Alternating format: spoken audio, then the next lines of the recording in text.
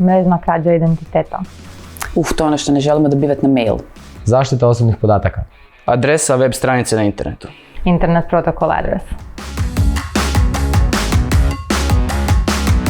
Pa blockchain najjednostavnije možemo objasniti kao nekakve sekvence takozvanih blokova ili grupe transakcija koje su međusobno povezane i distribuirane su među korisnicima, ali su one neizmjenjiv zapis tih transakcija koje ne zahtijevaju neki eksterni autoritet koji će ih potvrditi, odnosno potvrditi autentičnost i integritet tih podataka, što imamo u sustavima s bankama danas, recimo gdje banka potvrđuje vašu transakciju.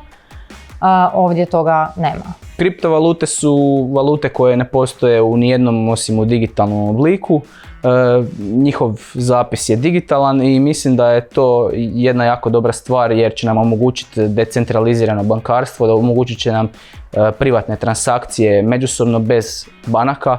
Programirati ne znam, ali mislim da bi danas svi trebali znati osnovne programiranje, šta to zapravo znači i kako to izgleda.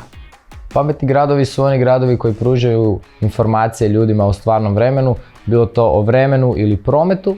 Smatram da su neki od najboljih pametnih gradova koje sam posjetio Barcelona, London ili Amsterdam, a Zagreb je na dobrom putu jer je već implementirao pametne klupe, Wi-Fi u gradu, te također pametna drveća koja pružaju ljudima struju i internet u određenim dijelovima grada.